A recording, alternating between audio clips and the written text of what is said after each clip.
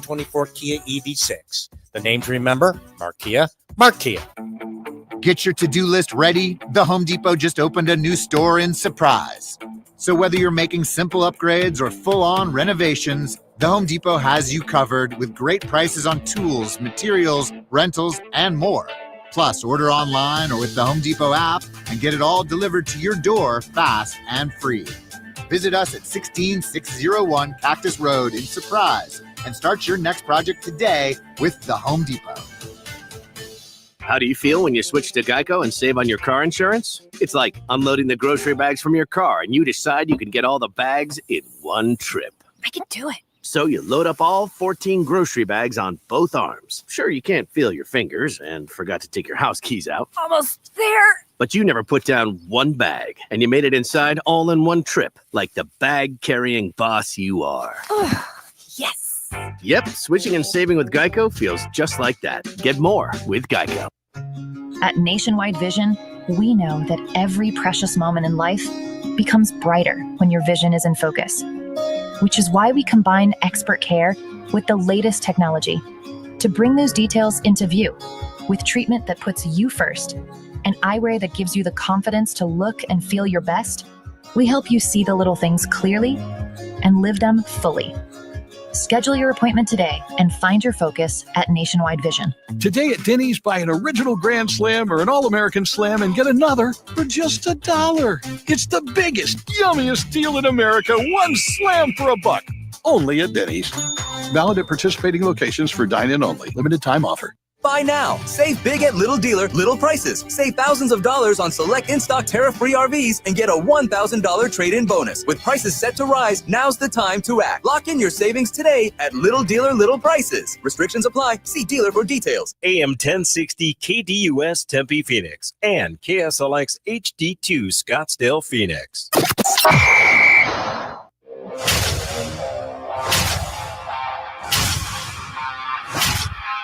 It's the lunch break.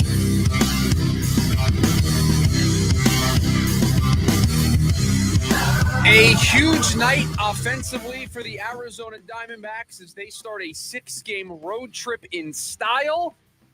When will we hear from the owner of the Phoenix Suns?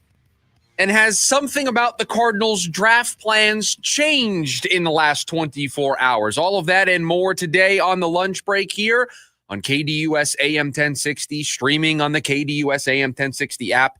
You can watch the show on the KDUS AM 1060 YouTube channel. Chris Schubert with you. We got producer Evan behind the glass. A good day for the Diamondbacks last night. That is where we will start today's program. Time for our top story of the day. It's the Daily Special. A 6-game road trip gets underway last night for the Diamondbacks, and they break out in a big way. The offense erupts. That's how we titled the show on YouTube today. The offense erupts. Tune of a 10 spot, including a grand slam from Corbin Carroll, as they start this series off on a good foot, beat the Marlins 10-4, 10-7 to start the season, and a team that right now is on a 95 win pace in the NL West, yet still finds themselves 4th in that division. That division, as we have said all offseason long, we said at the start of the season, it is going to be a war of attrition to see who can be there at the end. But very good to see the Diamondbacks last night. A lot of offense. It was bang, bang, bang. Just you name it, offensively, they were doing it. Doubles from Josh Naylor, double from Corbin Carroll, home run from Corbin Carroll. Merrill Kelly, 6 solid innings on the mound. I mean, bang, bang, bang. Just checking boxes for the Arizona Diamondbacks last night to get their 10th win of the season. And what I think is the exciting part for me coming out of that game last night is I think we're starting to get this feel like everything's coming together for this team. The start of the year, questions about the offense. And then Ketel Marte gets hurt. And then worries about, hey, Corbin Burns, $207 million pitcher. Hey, buddy, you going to give us a Corbin Burns-esque start here at some point? He starts to come out of his shell. Zach Gallen answers the call in a road start against New York to start the season. But these pieces have all been disjointed for the most part. Merrill Kelly delivers a solid start last night, 6 innings, 1 run. The offense erupts for 10 runs. Yeah, your bullpen does give up a couple of runs, but I'll tell you, if your bullpen's going to maybe go sideways a little bit, I much prefer it in a game where you have a 10-1 lead, you're up a bunch in this game, and you give up some runs late, right? I would much rather that than you give up the runs in a 1-run game in the 7th, 8th, or 9th inning. So it's starting to feel, at least to me, that everything for this team is coming together. Corbin Carroll, the grand slam, finally a home run with runners on base, all of the runners on base, a 5 RBI night for him. And, this team had a 10-1 lead at one point. The bullpen gives up a couple of runs late. I'm not going to cry over that. This team is starting to put it all together. And the top 4 of this lineup right now without Ketel Marte, I looked at these numbers earlier. I saw Buster Olney tweet these numbers this morning. Here are the slash lines for the top 4 hitters in the Diamondbacks lineup. Corbin Carroll's hitting .338 with a .423 on-base percentage, a .735 slugging. Geraldo Perdomo, .321, .431, .518. Pavin Smith, .375, .457, .600. Josh Naylor, .328, .397, .516. That is the 1 through 4 of the Diamondbacks lineups. All guys hitting over 300. The lowest batting average of that group is Perdomo at .321. 3 guys with on-base percentages over 4. Josh Naylor's is at .397. This team, without Ketel Marte right now, getting contributions from everybody. We asked who was going to step up. We pointed to some different guys that could do it, and it is these 4 guys, and it is Corbin Carroll in particular, and we're going to talk about him a bunch here today on the program because I don't think these numbers do justice what Corbin Carroll is doing to start this season. So it feels like it is all starting to come together for this team, and I hate to say this 17 games in, but they kind of need it to. We mentioned the 95-win pace. That's still good enough for only 4th in the NL West. You've got the Dodgers to keep pace with, the Padres to keep pace with. The Padres only lost their first home game of the year last night. They've been rolling. So you have to do your part to keep pace. And listen, I know coming into the game last night, Miami was an 8-7 ball club. That's not a good Miami team. 6 rookies in their starting lineup, a bunch of pitchers who probably aren't big league ready. They just have guys that are innings eaters. You should very comfortably win this series. You should probably sweep this series like we said about that Washington series a couple of weeks ago. There is nothing really to fear about this Miami group. There's not a hitter that you look at and go, oh boy, that guy could burn us. They don't have that. So your team that's playing well, your starting pitching's turning a corner. Corbin Carroll's hitting like an MVP. We just told you what the top 4 of this lineup is doing. There is zero reason why there should not be more wins here while you are down in Miami. 100%. You have to sweep this series. And I think we talked about the Marlins quite a bit in our morning meeting, believe it or not, over the last couple weeks. But no, they're a team that they're going to play small ball. Just come right after them for the pitching staff. You talked about the few runs the bullpen gave up, but it's not guys you're going to see in high leverage spots. So there's really no concern down there. Like how often are you going to see Bryce Jarvis in the 8th inning of a tie game or a 1-run game? How often are you going to see Joe Mann apply in that situation? Those aren't guys that they rely on in those high leverage spots. So definitely nothing concerning there. But the one thing I do want to point out is really the D-backs have pushed all of the right buttons to this point from an offseason standpoint. We touched on this last week or 2 weeks ago, but they let Jock Peterson walk and have Pavin Smith step up into this bigger role. Has anybody seen what Jock Peterson is hitting to start the year? He's 3 for 50. He's hitting .070 to start the season. I know we mentioned that last week.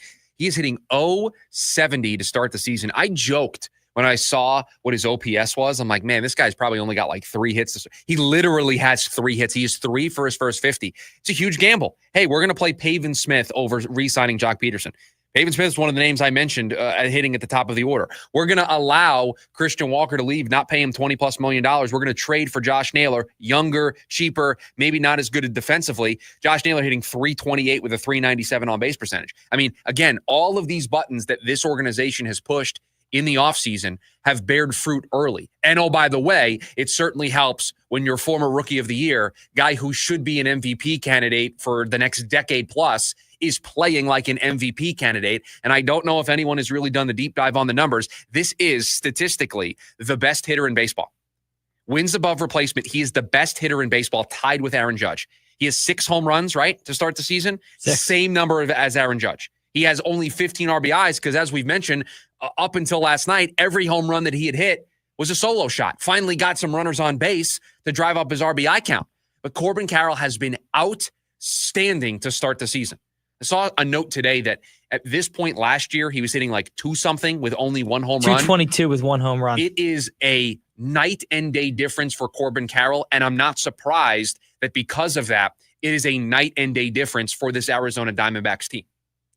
This team, the numbers are glaring in the top 4. I mean, you've listed off some of them, but Chris, they don't have an OPS below 900 it's in insane, the top 4. Insane what the top 4 guys are doing, and it doesn't include a guy who last year was an MVP candidate for this team in Ketel Marte. They're going to get him back here in a series of weeks. Yes. Ketel Marte will be returning to this lineup. 1.5 weeks into the series. Yeah, I don't know. Again, I don't know. We haven't really gotten a full breakdown of what series means. Is it 3? Is it 4? We're not sure. But we think we're close to the halfway point of Ketel Marte being able to return. But all kidding aside, he's not in this lineup yet. What does it look like when now that list of Carroll, Perdomo, Smith, Naylor, we get to add Ketel Marte? What happens if Gurriel starts to get hot? What if Eugenio Suarez gets hot? What if Gabby Moreno goes on a little bit of stretch? There are other candidates that can easily join this group. And that's why I said at the top, it certainly feels like things are all starting to come together for this team. The bats are getting hot. The pitching's on a roll recently, right? I mean, Merrill Kelly, good start last night. Zach Allen, good start the day before that. Corbin Burns, his best start in a Diamondback uniform. You see, I think we used this analogy a little bit yesterday talking about the Suns, but it applies here. You see the snowball rolling down the hill for the Diamondbacks, and that avalanche that they are creating is a problem for opposing teams. So, I couldn't have gone better yesterday for this team. I don't think it can go better as of late for this team, checking all of the boxes that you need to see from them. And again, the puzzle pieces are all starting to fit together, and this is starting to look like the team that we thought that they could be. The one thing that I think is very interesting is let's outline when Ketel Marte does come back. Yeah. And I know that is a series of weeks down the line. Yeah, but bang, bang. Actually, that's what it's going to be. Just a lot of offense for this team. What does that mean for Perdomo? Do you move him back down to the 9 spot? Do you keep him up towards the top of the order? I like Perdomo getting on base. He works counts. He sees pitches. I think that is a top of the order type of approach. And I love when he hits 9, but with the way the back end of the lineup has been going, this is a guy that needs to be at the top of the lineup. We are going to have some of those tough conversations. I mean, that's what's going to have to happen with this team. Yeah. When Ketel Marte is back, his spot is the 2-hole. I mean, he's an MVP candidate. That's his spot. That's his spot. And I think while moving Perdomo back down to the 9 spot on the surface feels wrong, it feels like you're punishing somebody even though they're having all this success. But I would look at it as I'm now lengthening my lineup because when I get to the 9 spot, I know what Perdomo can provide, and that's going to allow me to turn over into more RBI opportunities for Corbin Carroll, more RBI opportunities for Ketel Marte. And guess what? If you had to pick 2 guys in this lineup that you want to have the lion's share of the RBI opportunities, it's Carroll and Marte. No offense to Perdomo, but I want Carroll up in those spots. I want Marte up in those spots. I want Josh Naylor up in those spots. Those are the guys that I want to get those extra ABs throughout the course of a game, throughout the course of a season, because those are the guys I'm going to trust to come through in those moments. And look, this team on paper shouldn't have as good of an offense as they did a year ago. I think we all knew that, but it's not like they have a bunch of butchers in the lineup. Gabby Moreno is a solid offensive catcher. Perdomo, you move him down to the 9 spot. You've got now what? Carroll, Perdomo, Marte, Smith, Naylor. That's 5 hitters right off the bat. Gurriel and Suarez won't struggle for this long. Right. They are major league hitters, they have been for a long time. They will be better. You're going to have a 3-week stretch, 4-week stretch where those guys carry the weight of the offense. It's going to happen. You just have to, you can't time these things, but you have to time when guys get hot, when guys get cold. You don't want everybody cold at one time. You don't want everybody hot at one time. You want it to kind of be balanced throughout the course of a season. But so far, so good for this team. A big win last night, broke out in a big way offensively. And I think this is things starting to come together for this team across the board. And hopefully it leads to some success here on this road trip. 6-game road trip before they come back home. When we come back, the phone number for you to hop in, always 480-864-1060. Also on the KDUS YouTube channel, on the live stream, you can share your thoughts there as well. Are the Suns about to take on a well-calculated risk? Tell you what it is next. The lunch break, KDUS, AM 1060. Ready to tackle each morning with the best sports information coming at you? I'm going to take a logical approach. Get that weekday mornings on KDUS AM 1060 from 6 to 9 a.m. with the Dan Patrick Show. Dan Patrick, the Danettes, sports icons, sports legends, celebrities, poll questions. The Dan Patrick Show has it all. It's a crapshoot. Be sure to lock your dials to AM 1060 or 100.7 HD2 from 6 to 9 a.m. Mornings just got better. This story is about us. Ghost World Tour 2025.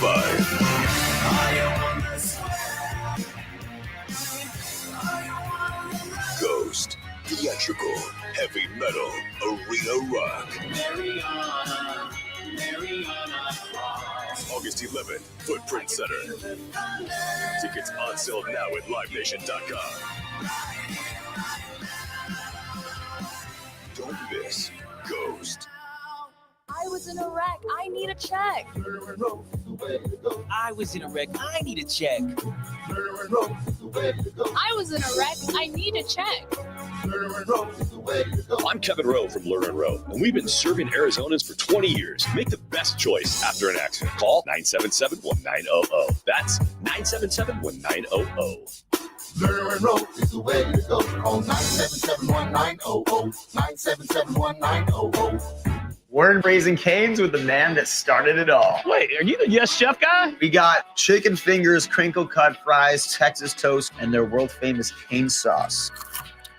We'll shed a tear right now. Raising Cane's chicken fingers, one love. The savings are heating up at Mark Kia in Scottsdale. Right now, you can lease a brand new 2025 Kia K4 for just $169 a month for 24 months with just $19.99 due at signing. You heard right. A brand new 2025 Kia K4 for under $200 a month. Go to markkia.com and check out our current selection of inventory not affected by any future tariff changes. The name to remember, Mark Kia. Mark Kia. 10,000 mile per year lease. Payment plus tax title license and $998 doc fee. Offer expires April 30th, 2025. Catch the Spring and Bloom event at Whole Foods Market with savings for Easter, casual gatherings, and more. Save on no antibiotics ever meat, best of season spring produce, brunch favorites, sweets, and more through April 22nd. Jim Rome here with your Rome Report. The New York Giants are reportedly flying back to Colorado to conduct a private workout with Shedeur Sanders on Thursday. Given that they attended his pro day, have had FaceTime with him, and have all his film, what does this all mean? Well, it can mean any number of things. If there's anything we do know, it's not to believe anything you see or hear this close to the draft. We also know the Giants need their quarterback of the future because neither Russell Wilson nor Jameis Winston are that. But is it Shedeur? And would they really spend the third pick overall on a guy that many have falling out of the first round altogether? Maybe. After all, they did let their franchise running back go right to the enemy, only to see him lead his new team to a Super Bowl title that season. This much I do know. The Giants absolutely cannot afford to jack up this third pick. But knowing who's making it, they probably will. I'm Jim Rome. The basketball playoffs are here on Prize Picks, the best place to cash in on the action. The app is so simple to use. Just pick more or less on at least two players for a shot to win up to 2,000 times your cash. Download the Prize Picks app today. Use the code ROME. Get $50 in bonus promo funds instantly when you play $5. That's code ROME on Prize Picks to get $50 in bonus promo funds instantly when you play $5. Win or lose, you'll get the $50 bonus credit just for playing. It's guaranteed. Prize Picks. Run your game. You do have to be present in certain states. Visit prizepicks.com for restrictions and details. This is a story of the one. As a maintenance specialist for university housing, he knows college students can major in wear and tear. Plus, housing so many students doesn't leave a lot of room to house all the supplies he needs. That's where Grainger comes in.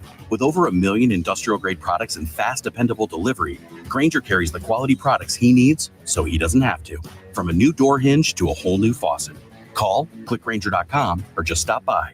Grainger, for the ones who get it done. The Varsity Sports Show live with Vince D'Alessio every Saturday morning from 9 to 11 a.m. Features all the local youth, high school, college sports, and more, both around the Valley and beyond. Enjoy go-to segments with coaches and players from around the Valley. Tune in to the Varsity Sports Show with Vince and guests, Saturday morning from 9 to 11 a.m. right here on KTUS AM 1060. Online at KTUS1060.com and the KTUS 1060 app.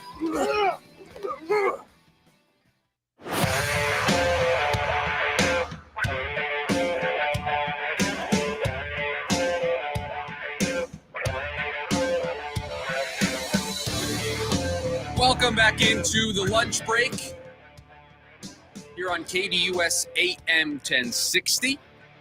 Chris Schubert with you here on the Wednesday edition of the show. We started the week with a major change for the Phoenix Suns. It has been relatively quiet over the last couple of days, and it won't stay that way. The noise around this team will only grow as the playoffs draw to a close, and then the offseason, the summer of Durant, a potential head coaching, we know there'll be a head coaching search, a potential front office search with the GM, a Durant trade, whatever they're going to do with Bradley Beal. We know that while it is quiet today and it may be relatively quiet over the next couple of weeks, that will ramp up. And one of the early ways it might ramp up is with a well-calculated risk. What do I mean by that? This offseason, the Suns are going to make a couple of gambles. They have already gambled with the idea that they can get a better head coach. I think that is a good gamble. I think that is a bet and a gamble that will pay off. They can do better with the head coaching position. They can get somebody who is more aligned with their new vision and with somebody who is going to be easier to get along with and is going to be able to maximize the roster that they put in front of that coach. That is a bet and a gamble because it is 4 coaches in 4 years. But as we outlined yesterday, I think it is a gamble that will pay off because there will be enough qualified candidates that check all of the boxes. One of the other risks, gambles, bets, however you want to describe it, that the Suns will make this offseason is in regards to Kevin Durant and trading Kevin Durant and trying to get the right pieces for a retool around Devin Booker. That's a gamble. It's a bet. You're going to go to Kevin Durant and you're going to work with him on a trade. You're betting that he gives you enough teams to where you're able to generate enough interest to cause a de facto bidding war so that you can maximize the one piece that you have that might help you get out of this mess that you have dug yourself into. It is a gamble because KD could come to you and say, I only want to go to one team, or I only want to go to 2 teams. It makes it very difficult for the Suns to maximize their return. But I think it is a gamble and a bet that they have to make because trading Kevin Durant is their only way out. There is another gamble or risk that the Suns are going to take on this offseason. It was mentioned by Brian Windhorst in a story written a little bit after the Suns fired Mike Budenholzer, and it had to do with Devin Booker, who is finishing the first year of a 4-year, $220 million contract extension that he signed with the Suns. And as Windhorst points out in the story, that Devin Booker is eligible to sign a 2-year, $149.8 million extension this summer. And Windy goes on to add that the Suns are expected to offer that supermax extension, another 2 years, along with the 3 years that they have, making it a 5-year deal, paying him a lot of money. I'm not going to try to do the math. Just know it's a lot. That is a gamble. It is a well-calculated risk, in my opinion. Because I know there are some of you out there today that are ready to be done with all of this. You're frustrated. You're angry. You've watched Devin Booker's entire career here. You've seen 8 different coaches come and go. You've seen different cores around Devin Booker come and go. You've seen it all. And you're frustrated because this is supposed to be the guy. This is supposed to be the face of the franchise. He's the franchise all-time leading scorer, for goodness sake. That guy should have more postseason success. That guy should be a number 1 that is able to take a team over the top and win a championship. That's where your frustration lies with Devin Booker. I get it. I get it. And because of that, because you've gone through 7 or 8 coaches, you've gone through all of those different cores, you are watching a franchise slide backwards from reaching the peak of playing in the NBA Finals, you're ready to be done. You're not saying that Devin Booker's not a good player. You're not saying that Devin Booker can't win a championship, but you're saying, I don't know if he's a number one, and I don't know if it can be done here. And are we holding ourselves hostage? Are we inflicting this damage on ourselves by holding on to Devin Booker and trying this yet again? So you would rather have a totally, completely clean slate.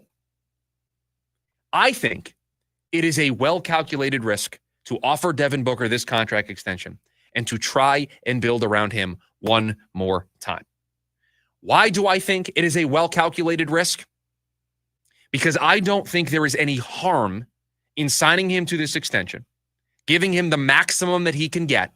And if things don't work out, you have an asset on your hands next offseason that is locked in for 4 more years, that is an attractive asset for other teams. They're not trading for a guy that's in the last year of his deal or the last 2 years of his deal. You would then be trading for, if I'm doing my math correctly, 4 years of Devin Booker. That's going to be worth a lot more than what you're going to get for Kevin Durant this summer. So you may want to be done with Devin Booker today. Nothing personal against Book. Think he's a good player, just ready for something new. I don't necessarily agree. I would continue to build around Book. I would bring in a new coach that has his seal of approval. I would build a roster that is suited to complement Devin Booker's game, because when you did that the last time, it got you 2 wins away from a championship. So I would try that one more time. But if it doesn't work out and you trade Kevin Durant this summer and you get some young pieces and some draft picks and you sign Book to this extension and it doesn't work and it doesn't look like it's going in the right direction, what did you actually lose by signing him to that extension and potentially giving it just one more season? You haven't harmed your position at all, because next summer you could get somebody that would want to take on 4 years of Devin Booker and pay you a pretty hefty price to do that. And you can be at the exact point you want to be right now. So I think this is a well-calculated risk for the Phoenix Suns. And if you want to throw at me, Chris, how could they give him a 2-year, $150 million extension and pay him nearly $70 million plus a season? Guess what? That's the way basketball works now. Guys get overpaid. Jason Tatum signed an extension, paying him more, north of $60 million a season. That's just the way the Supermax are working right now in the NBA. If you want to play ball, if you want to have a player under contract, this is what you have to do. And I'm sorry, I am not going to try in one offseason to get a brand new head coach, to potentially get new people in the front office, trade Kevin Durant, do whatever I'm going to do with Bradley Beal, and also trade Devin Booker and hope that I can nail every single one of those decisions. I am spread way too thin as an organization to do all of that in one offseason. I am going to trade the asset that gets me the most back right now, which is Kevin Durant, and I'm going to give it a go with Devin Booker. And if after 1 year, I don't see the improvements, I don't see a team that looks like they're playing better, that's better defensively, that's younger, that's more athletic, that plays with a better energy, that has that feistiness that this team didn't have. If I don't see that, if I don't see a coach being able to maximize the most out of Devin Booker and the roster that gets put around him, and we don't see an upward trajectory, then okay, I would be willing to start having that conversation next summer. But I am not willing to have that conversation right now. It's not hard to see both sides of the coin on this one of why not give him an extension? You can move him. Why spend that kind of money on Devin Booker given everything that's happened? But you're right. And you took the words a little right out of my mouth. The extension only gives you more flexibility. It only gives you the choice to continue to let it work with Devin Booker, or in a year and a half, try to move him. It only gives you options as a front office, and you can't have a straight fire sale. You just won't get a return that you would get had you traded them at different times. You're already going to dump KD this offseason. We already believe you're going to dump Beal. If you add Booker to that list, your return for the 3 players, sure, it'll be big, but it won't be as big had you broken it up in 3 different spots. I also just think it's too many things to do at once. I mean, I know you're paid a lot of money to run the basketball operations department, but if you make changes there, you have to conduct all of those interview processes. processes. You have to hire a head coach. You have to trade Kevin Durant. You have to decide what you're going to do with Bradley Beal. And you also have to maximize a return for Devin Booker. I'm sorry, that's just way too many things to do in one offseason.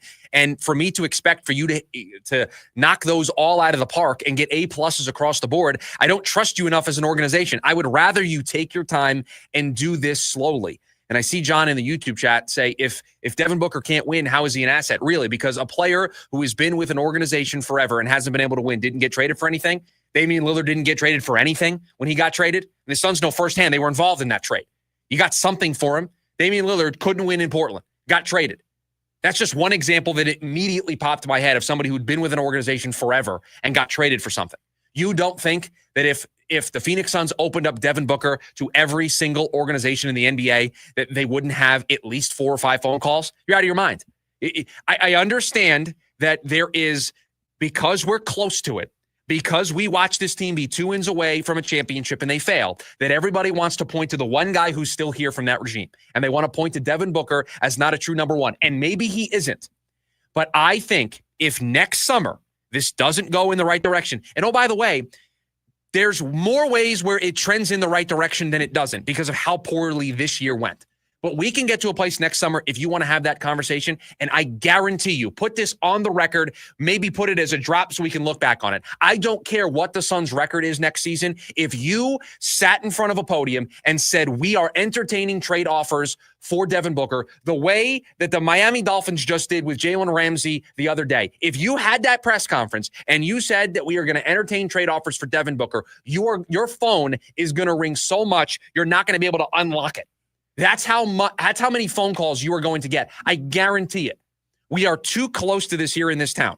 I know that Devin Booker may not live up to your expectations of winning a championship, but he is a darn good player. He is one of the top 20 players at worst in the NBA. And somebody who's under the age of 30, that is going to fetch a pretty penny if they were to have that conversation. I'm just nowhere near ready to do that right now. Because guess what? The reason why this team lost last year, not because of Devin Booker. The reason why they lost 2 years ago, not because of Devin Booker. Give this organization a chance to show if they've admitted their faults. Now, if they don't show us anything that says they've changed their tune in terms of how they build a team, I'm with you. You got to trade Devin Booker because that's the only way you're going to get out of this mess, because you're just going to keep making the same blunders over and over and over again. But no, I am nowhere near ready to have that conversation. It is the smartest thing in the world to extend him, to give more years on that contract. So if you do decide to trade him 1 or 2 years down the road, a team is getting 3 years at worst of Devin Booker. That is worth a whole lot. Coming up on the other side of the break, we mentioned Jalen Ramsey there. If the Cardinals are looking at getting a new corner, has a new name entered the conversation? That's next on the lunch break. KDUS AM 1060. Ready to tackle each morning with the best sports information coming at you? I'm going to take a logical approach. Get that weekday mornings on KDUS AM 1060 from 6 to 9 a.m. with the Dan Patrick Show. Dan Patrick, the Danettes, sports icons, sports legends, celebrities, poll questions. The Dan Patrick Show has it all. It's a crapshoot. Be sure to lock your dials to AM 1060 or 100.7 HD2 from 6 to 9 a.m. Mornings just got better. This story is about us. Rock and Roll Hall of Fame inductee, Peter Frampton. Let's Do It Again tour, June 25th, Arizona Financial Theater. Grammy winner, the one and only Peter Frampton. On sale now at livenation.com. This next song goes out to Cox Mobile for letting me video call my dog while we're on tour. From San Diego to Boston, I said hi, you started barking. Cox Mobile's got the bars to keep us both howling. We run on the network with unbeatable 5G reliability. So whether you're at a concert or on the road, you'll stay connected. Visit cox.com/mobile. Cox Internet required. Cox Mobile runs on the network with unbeatable 5G reliability per Ookla US 2H 2024. Other restrictions apply. At A1 Garage Door Service, we wouldn't be here without you. Hi, I'm Tommy Mello. During Customer Appreciation Month, we're giving back with special offers that you do not want to miss. Whether you're a loyal customer or trying us out for the first time, if you've never experienced A1, now's the perfect time to see why so many families trust A1. To all of our past, present, and future customers, thank you. A1Garage.com. A1 from day one. A family called us recently after being told they had no case. But we found evidence many others had missed and helped them win the largest car crash verdict in Arizona that year. Hiring the wrong lawyer can cost you everything. Call the husband and wife law team first. Fisher Tools is your one-stop shop for safety, job site storage, power tools, material handling, hand tools, and things you never knew you needed. If you work in the construction industry or trades, we are your place to shop. Fisher Tools is here to meet the needs of construction pros, facility maintenance, safety, and anyone that wants to have the tools to get the job done right. We carry Milwaukee, DeWalt, Makita, Proto, MSA, Knack, Steel, and so much more. Hi, I'm Diane Fisher. From our humble beginnings in 1964 at the Phoenix Park and Swap to our 4-acre campus, located just south of Tempe Marketplace, south of Rio Salado, between 101 and McClintock. Fisher Tools has been building the valley for over 60 years. Come check us out and browse our huge selection of tools and anything you need to do the job right. We're also online at fishertools.com.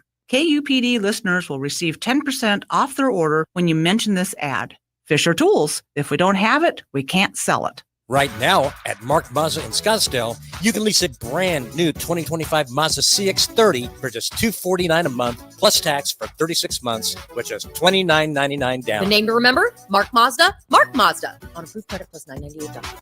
The Varsity Sports Show live with Vince D'Alicio every Saturday morning from 9 to 11 a.m. Features all the local youth, high school, college sports, and more, both around the Valley and beyond. Enjoy go-to segments with coaches and players from around the Valley. Tune in to the Varsity Sports Show with Vince and guests Saturday morning from 9 to 11 a.m. right here on KTUS AM 1060. Online at KTUS1060.com and the KTUS 1060 app.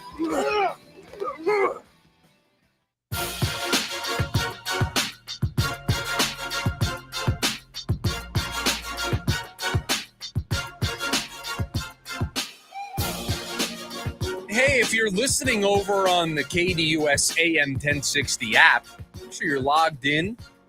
If you're not logged in, if you don't have an account, make sure you're registered because you can listen for your chance to win 4 tickets to the Arizona Diamondbacks when they take on the Atlanta Braves Saturday, April 26th at Chase Field.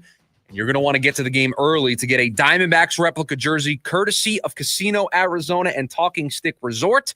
The first 25,000 fans at the game will get one. Get your tickets at dbacks.com/SGT. And again, make sure that if you aren't listening to us on the app, what are you doing? The app, the easiest way to listen to us. You don't have to be in your car. You don't have to be in front of your computer. Just download the KDUS AM 1060 app on your phone.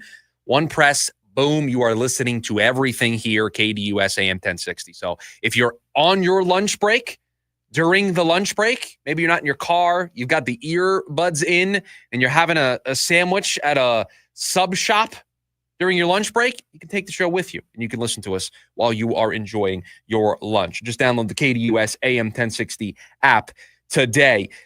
We've discussed Will Johnson on the program as a potential target for the Cardinals at 16. I saw a mock draft this morning that had the Cardinals taking a corner at 16. There does appear to be at least some conversation as of late of the Cardinals not going with the trench play and instead going with a corner.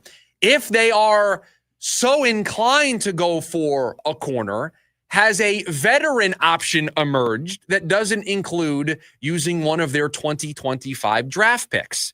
Miami Dolphins have very weirdly and publicly told everybody, we are parting ways with Jalen Ramsey. We no longer want Jalen Ramsey to play for our team, and we're going to tell you all that ahead of time. We are parting ways with Jalen Ramsey. We are going to try to work out a trade, but we are done with Jalen Ramsey. It's kind of weird, right? Just a weird way to approach it. Not really endearing yourself to have a ton of leverage in these conversations. We are going to have some of those tough conversations. There's no tough conversations when you just openly tell everybody what you're doing. You're not getting anything in return. There's no value there. But okay, you do you, Miami. That's the way you want to handle this. Should the Cardinals explore this? Should they be interested in Jalen Ramsey. We've had a conversation about getting a corner. Will Johnson's been a popular name. This would be a terrible mistake for the Arizona Cardinals to make. I saw yesterday people saying, is this a gamble worth taking? Would this, make them bona fide contenders if they did this? This is so counter to everything we know about the Arizona Cardinals and the way Monty Ossenfort operates as a GM. Do you think he is going to, seemingly out of nowhere, when he's got limited draft picks? And again, I don't think it's going to cost a lot to get Jalen Ramsey. They just told you they were trading him. It's going to be difficult. They're probably going to at least let him have somewhat of a say in what they do. So you're not going to give up a first or a second. I don't think this is going to be a high price tag for Jalen Ramsey. There's a ton of money. I think it's $21 million basically that you have to pony up to pay Jalen Ramsey this season. It's the 7th highest paid corner based on those numbers. So that's what you're trading for if you do this. What about the way the Cardinals have operated over the first couple of years tells you that this is the player, this is the situation where they're going to push the chips in the middle. They did not trade for Trey Hendrickson. They didn't try to get Max Crosby. They didn't probably try to get Myles Garrett, although we don't know those two situations if they were to play out a little bit longer. But that's where you push the chips into the middle. You don't push the chips into the middle on an aging corner that's going to eat up a decent amount of the cash and the cap space that you have available to you for a guy that's over the hill. If you want to take a corner in the draft, be my guest. Makes a ton of sense. You need some help there. But trading for, paying $21 million to Jalen Ramsey, somebody who is not the player he was at the beginning of his career, no thank you. I am not interested in this whatsoever. We are also talking about them taking a corner as best player available. Like if Will Johnson's there, you take him because we believe he could be the best player available at 16. Yes, they need a little help at corner, but it's not like they're addressing a need like edge or defensive tackle or offensive tackle. It would be a massive, massive mistake, and it would make no sense. They've never done anything like this. Why would you go out and make a move for a guy who really doesn't address your biggest issue, and you're going to have to pay $21 million against the cap? It would be a massive, massive mistake and a huge setback, and it would make me look at this front office. Quite frankly, it would make me look at them differently. Now, there's a first time for everything, right? So we can keep saying that they've never done something like this before, and then they will do it at some point. There is a first time for everything. But this isn't that first time. Here's why. This is not trading for here's the example that I would use. There is a difference between a veteran like Jalen Ramsey coming around and a veteran like, let me try to find somebody that makes sense for this that's on the edge. Pick an edge that could be out there. If Joey Bosa was still on the Chargers, right? And they didn't just cut him. And they said, hey, we're gonna part ways with Joey Bosa. We're gonna look to facilitate a trade though first. I could see a Cardinals team, if they hadn't made any moves throughout the course of the offseason and they were still in desperate need of filling that position across the defensive line, getting an edge, I could see this being where you do this for the first time, where there's a first time for everything. Not at corner. That's not a position I would do it at. And you addressed the big position that I think a move like this would be required for. You signed Josh Sweat. You brought back Calais Campbell. You went out and got Dalvin Tomlinson. You addressed your defensive line. If any of those positions were still lingering, and instead of talking about a corner in Jalen Ramsey, we were talking about an edge or a veteran defensive lineman that had some name value, then I could entertain this conversation. I am not trading draft picks, no matter what they are. I don't have many of them. I am also not paying him $20+ million in cash. He might only count $5 to $10 million against the salary cap, depending on what you do with his contract. But you have $21 million in cash that you have to outlay to him. No, thank you. There are better ways that if I want to get a corner to help my room, for me to go rather than trading draft picks and spending this type of money on Jalen Ramsey. This is not the first time that the Cardinals are going to break through and spend draft picks and spend money to trade for somebody. This is not the scenario. Just not. It's also not, it's not like they didn't do anything this offseason. Right. Like if they didn't spend any money this offseason, then you think, okay, maybe they're panicked. Maybe they start pushing the chips in the middle and make a move like this. But they didn't. They went out and filled their biggest need with arguably the best player available in free agency. This just makes no sense. If we were saying, you got to do something, if that's what we were saying, or what if we just took a shot? If we were saying those types of things about this team, then I could understand entertaining this. But you made moves. You did stuff. You upgraded in the areas that we would like to have seen you upgraded. And yes, we've discussed corner at times with the 16th overall pick. But to your point, very well stated, the reason why we were doing that is because a player of the caliber of Will Johnson got there at 16. That changes the equation a little bit. I did see this floating around yesterday, Jalen Ramsey potentially getting traded, or we know he's going to get traded. And I saw at least some small connections to the Cardinals. I saw some people talk about it. I figured we would address it here on the air, and I could very firmly say, no, thank you, I'm good. Maybe we need that as a drop. Me just saying, I'm good. I'm okay. You know what I have to say about the Cardinals or the Miami Dolphins shopping Jalen Ramsey? Okay. Who cares? We're not interested. Not interested in Jalen Ramsey. Good luck, Miami. And again, like I said at the top, they just told you they were trading him. I can't imagine they're going to get a whole lot back for him when they do this. They are just looking to get out from this money. No leverage. They are looking to just move on. And yes, they have zero leverage in this situation.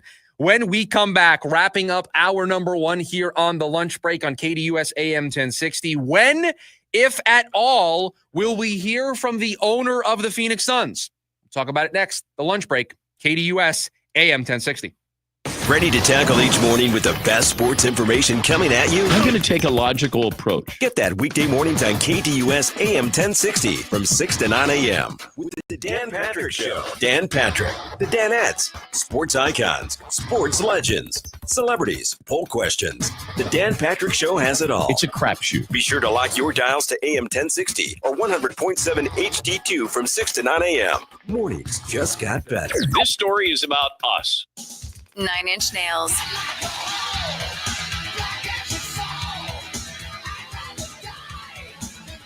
Live at Footprint Center, September 16th.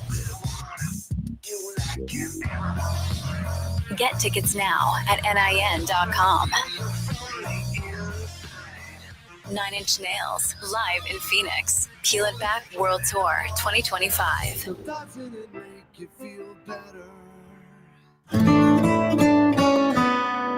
It's the first day of the first grade, and she found a new best friend. It's a laid-back Sunday afternoon you wish would never end. The homemade taste of Bluebell and good friends gathered round. The good old days are being made right now. Chocolate lovers are going absolutely bananas over our new Bluebell Banana Fudge. Rich milk chocolate ice cream swirled with a scrumptious banana-flavored ice cream. Your favorite banana fudge bar, now in a carton. The good old days are being made right now. The good old days are being made right now. Look for Bluebell ice cream at all Bashes and select AJ's Fine Foods. The savings are heating up at Mark Mazda in Scottsdale. If you've been holding off on a new car, listen up. Right now, you can lease a brand new 2025 Mazda CX-30 for just $249 a month plus tax for 36 months with just $29.99 down. That's right, a brand new Mazda for under $250 a month. Go to markmazdascottsdale.com to check out our current selection of inventory not affected by future tariff changes. The name to remember, Mark Mazda, Mark Mazda. On approved credit plus $998. An early start to the weekend series for ASU baseball on KDUS AM 1060. Join the Sun Devils this Thursday evening as they return home to play host against Texas Tech. Coach Willie Bloomquist knows his team has the tools they need in order to come out on top. Join the voice of the Sun Devils, Tim Healy. It's ASU baseball versus Texas Tech. Pregame at 6:15 p.m. and first pitch at 6:30 right here on KDUS AM 1060 and online at KDUS1060.com/Sun Devils.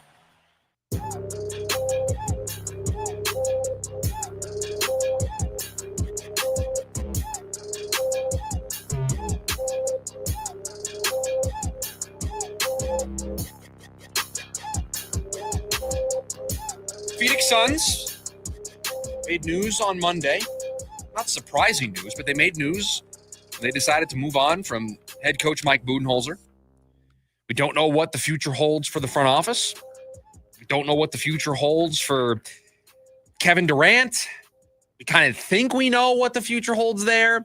We don't know what the future holds for Bradley Beal. And really, there is one guy who has all of the answers to that question. There is one guy who can tell us what he is thinking and what direction this franchise is going in, and that is the owner, Matt Ishbia. Now, the last time we talked to Matt Ishbia after a season was over, he said that 26 of the other 29 NBA franchises would trade situations with the Phoenix Suns, rosters, draft picks, everything. That was the last time we talked to Matt Ishbia after a season was over. He said that the house was not on fire. That is what he said at the end of last season. We have not yet heard from Matt Ishbia following the conclusion of this season. I would very much like to hear from the owner of the Phoenix Suns. Not to throw those comments in his face, although you know somebody is going to ask the question of, Matt, you said the house wasn't burning down last offseason. Well, what would you say about the season right now, the team right now? I get that somebody's going to ask that question, and I don't blame them for asking it. The reason I want to see Matt Ishbia in front of a backdrop that says Suns and with microphones in front of him and reporters asking him questions is because I want to see with my own two eyes and listen with my own two ears to see and hear if the tone has changed. I want to see and hear what the messaging, if it is different, looks like and sounds like. I want to hear from Matt Ishbia because I have said on this program that I think they've learned from their mistakes, that I think they are going to make the necessary adjustments and changes that they need to make to get this going in the right direction. But that's kind of a blind trust, blind faith thing on my part. Do you know what would help me go a long way in continuing that belief, continuing the confidence that I have? Hearing from the owner. Sell me. Give me a message to believe in. Show me in your words that you have changed, that you have learned from this. Again, the actions are going to speak louder than the words, but I want to hear from the owner of this team because I need to hear from him an admission that this hasn't worked, because we're all just assuming that that's what is going to take place. We're piecing together reports of what they might do this offseason. I want to hear from the decision maker himself. I want to hear from the guy who has the ultimate final say. Are you going to get up there and say that 26 of 29 teams would switch spots with you? Are you going to continue to try to send a message that things are going in the right direction? Or are you, for the first time since becoming the owner of this team, going to sit up there in front of the podium and say, we got this wrong. We made a mistake. We made a lot of mistakes.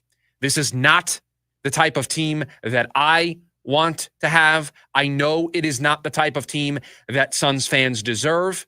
And we are going to take a good, hard look in the mirror this offseason and make some really tough, hard decisions so that we can get back to winning basketball and we can get back to the pursuit of winning the first championship in Suns franchise history. That's what it needs to sound like. That is what I want to hear from Matt Ishbia. That is why I want to see him give an exit interview, if you want to call it that. That is why I want to hear from him, because I want to see and hear if the tone has changed or if there are those little breadcrumbs that tell us nothing's really changing. Nothing is really going to be different next year. I'm not saying that we're going to see a plan and they're going to tell us a plan in an owner's press conference at the end of the year. But I think by the way he answers questions, by his mood, by a lot of things, you're going to be able to see, have they learned? Do they have a plan? Are they going to try to run it back? What does the next few years look like under Ishbia? And you can get that from a 20-minute press conference. Honestly, not even on what he says, but the way he acts, the aura he carries into the room, and everything else. Of course, because Matt Ishbia has been nothing other than confident since taking over as owner of the Phoenix Suns.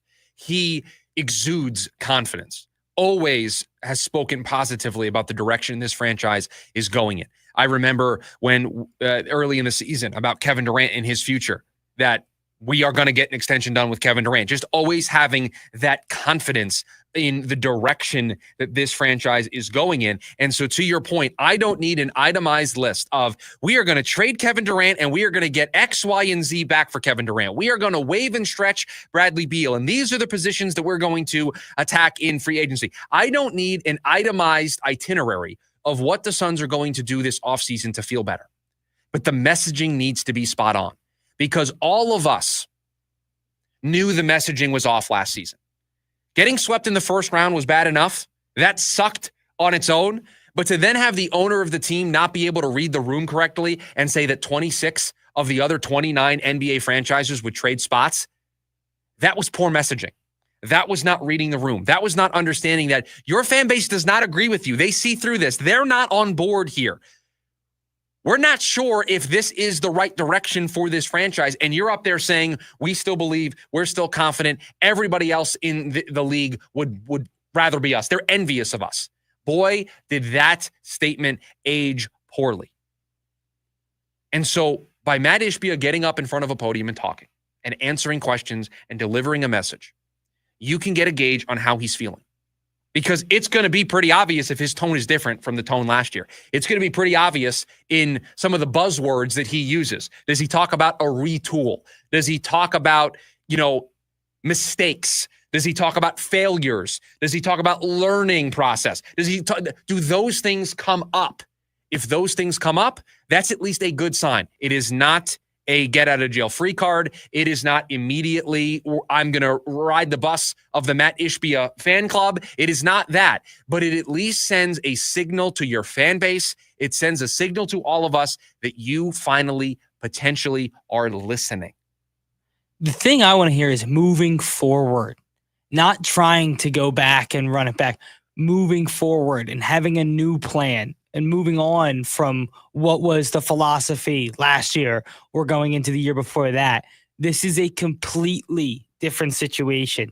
It's one we've never seen him handle, so that's going to be interesting to watch as well. Another reason why I want to hear from him. This is the most important offseason he has faced as an owner. And if I'm going to get on the radio every day and be confident in what they're doing and believe that this team is going in the right direction, he's got to sell me. He's got to sell all of you on the mission statement. He has to sell all of us that this is going to turn around. And this is the first bit of adversity in a big way that he has faced as the owner of the Phoenix Suns. How does he handle it?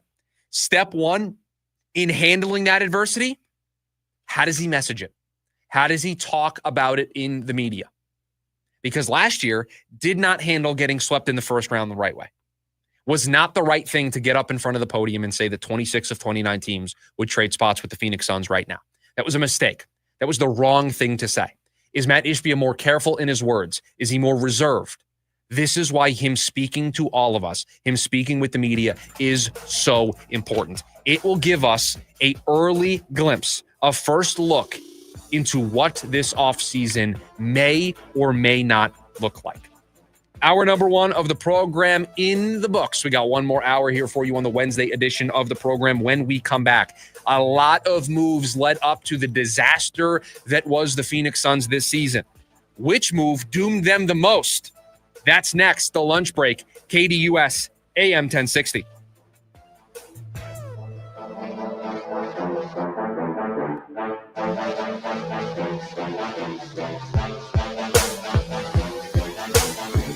AM 1060 KDUS Tempe Phoenix and KSLX HD2 Scottsdale Phoenix. Breaking news coming in from Bet365, and it's no surprise. Same game parlay from Bet365 just keeps getting better. Well, it's even easier to make a bet. Choose from the most popular markets like hits, run line, totals, and home runs. So many to choose from. Download the app, start building your bet, and see why it's never ordinary at Bet365. Gambling problem? Call 1-800-NEXT-STEP. 21 plus only. Must be physically located in Arizona. T&Cs apply. At Shane Company, we know getting engaged is a big decision. But once you know, you know. That's the way our customers feel when they choose a Shane Company engagement ring. They walk into a warm welcome and walk out with their dream ring, knowing they got it right. For almost 100 years, we've been offering personalized shopping experiences. And we're in it way past the honeymoon, with a free lifetime warranty that includes the center stone, cleanings, repairs, and resizing for life. Shop with us at shaneco.com or at your neighborhood store. Shane Company, your friend and jeweler. Shine Down. Dance Kid Dance Tour. Live in Phoenix. Footprint Center, Saturday, August 2nd. With special guests, Bush and Morgan Wade. Get tickets now at livenation.com. It's about to get heavy. Shine Down, live in concert. For more, visit shinedown.com. When my wife and I got married after both graduating law school, we didn't have two nickels to rub together. Ultima had to give me her gas card just to drive home. We never could have imagined that one day we would have the largest injury firm in the world and $25 billion in money collected and counting. As good Catholics, we had 4 children fast. They all work in the firm today. Our family protecting yours. I'm John Morgan of Morgan & Morgan. But our greatest gift was years away, grandchildren. Today we have 6 and counting. It's the greatest joy that we have ever experienced. I think about them all day long. Our family promises to protect your family should you need us. Call us. It's easy. Visit forthepeople.com and make sure you hug your grandchildren. God's final gift to us. Morgan & Morgan, for the people. Injured? Dial pound law or visit forthepeople.com for an office near you. Struggling to pay your energy bill? At SRP, we're here to help. Whether you need immediate financial support or tips to lower energy costs, we're here 24/7. Visit srp.net/help or call 602-236-8888. AM 1060 KDUS Tempe Phoenix and KSLX HD2 Scottsdale Phoenix.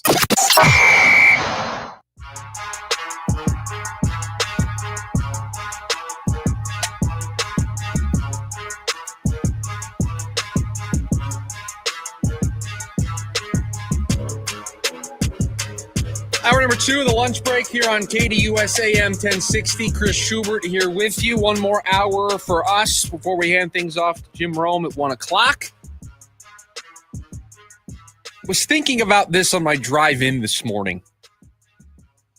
Of all of the things that the Phoenix Suns have done over the last 2.5 years since Matt Ishbia took over as the owner of this team, which move doomed them the most? Which decision led to this disaster we think finally coming to an end after this season? Which move led to this disaster the most? And I thought of 4 different moves that the Suns made over this time. So, producer Evan, help me out with this. Make sure that I'm not missing anything in this process. The Kevin Durant trade is one early candidate. The Bradley Beal trade on the list as well. The DeAndre Ayton trade, where they got Yusuf Nurkic back. And then I also put down hiring Coach Bud. Anything else that we want to put on our first draft list of which move doomed the Suns the most?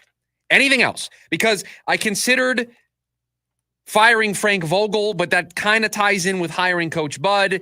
Do we want to say not trading for Jimmy Butler at the trade deadline? Do we want to talk about trading Yusuf Nurkic? Those feel like more minor moves. These feel like the 4 big ones. How far are we going back? I want to keep this into the era since Matt Ishbia took over as the owner.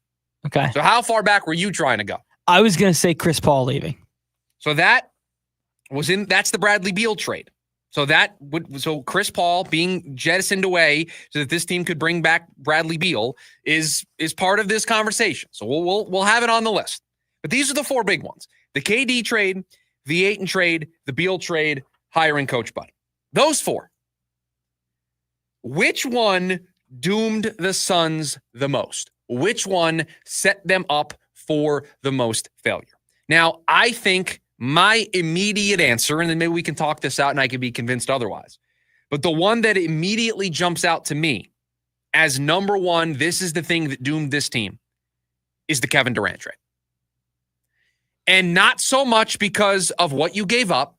Reminder, although I don't know if you need the reminder, 4 first-round picks, Mikal Bridges and Cam Johnson, all sent away to Brooklyn so that the Suns could get back Kevin Durant.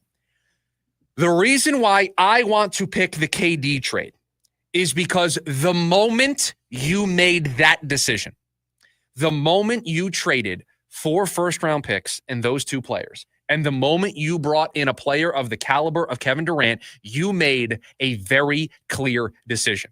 We are all in.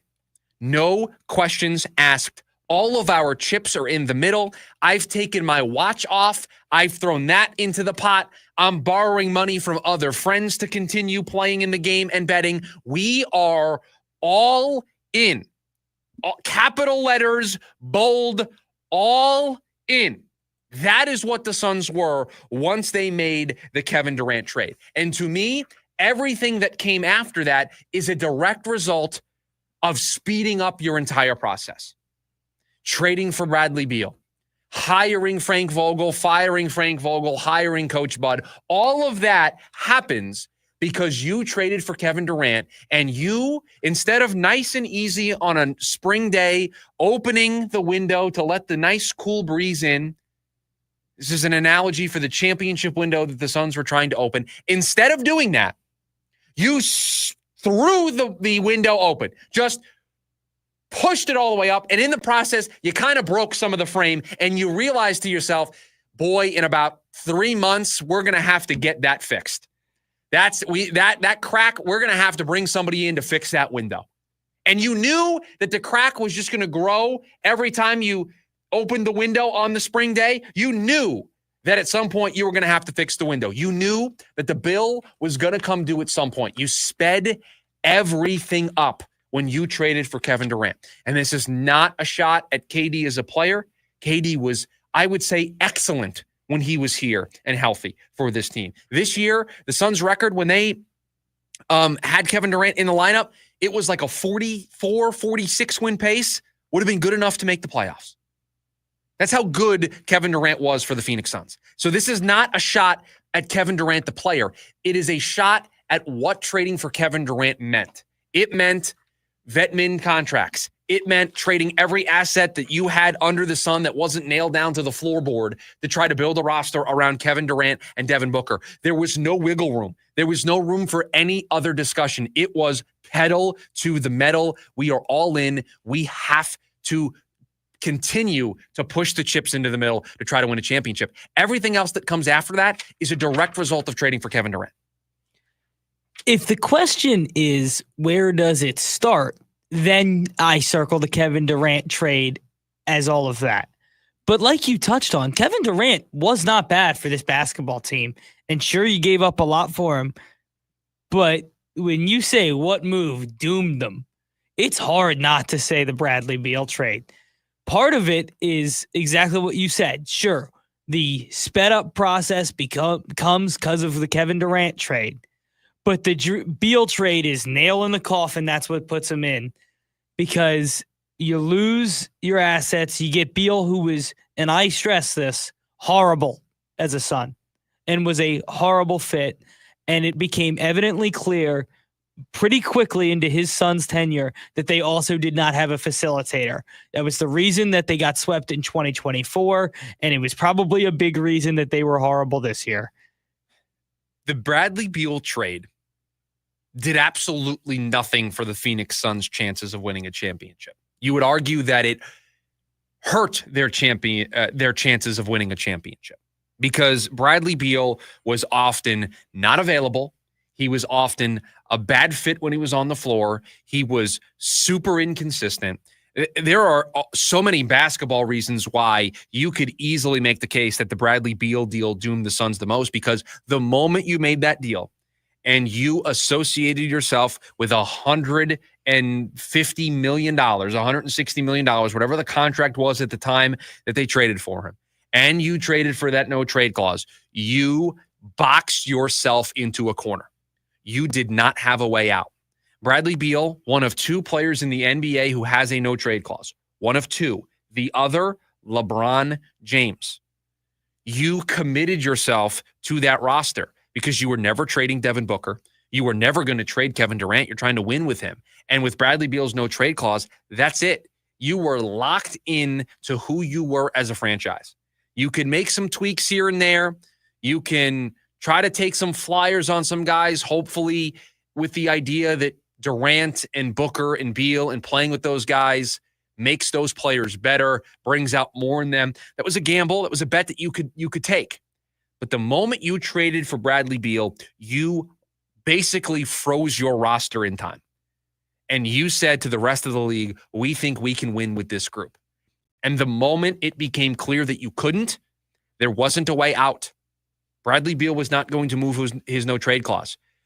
Moving Booker or Durant defeated the purpose of you trying to win because those were the two guys that were helping you win in the first place. So, producer Evan, you make a very compelling case.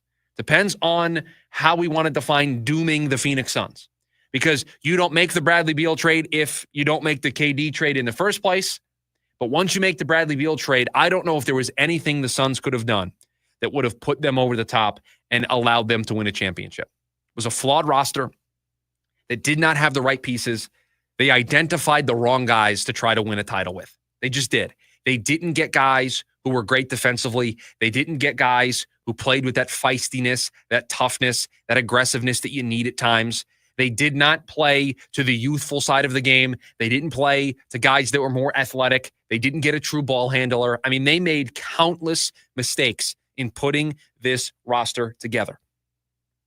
But I go back to what this looks like if you don't trade for Kevin Durant. Because the Bradley Beal trade doesn't happen. You probably don't hire Coach Bud and then fire Frank Vogel, and you can take more of a slow burn approach to building around Devin Booker. And who knows what Mikal Bridges develops into here in Phoenix. Who knows what Cam Johnson develops into here in Phoenix. And who knows what other pieces you could have gotten with those 4 first-round picks that you could have built around those couple of guys with. And so that's the thing I keep going back to in this conversation is if you don't make the Kevin Durant trade, do you have all those draft picks? Is your 2032 pick frozen? Are you a second apron team paying all these luxury tax penalties? No. You don't have any of those mistakes. You can't dig yourself out of this mess because of all of the moves that predicated it, and the one move that started it all was the Kevin Durant trade. We didn't really touch on the Ayton trade. That was a bad trade. Maybe they clearly lost that trade. Nurkic did not work out here for a variety of different reasons. Coach Bud was a complete disaster. I still think, producer Evan, tell me if you disagree with this. I still think if you got a better coach this past offseason, you had a roster that was good enough to be a playoff team.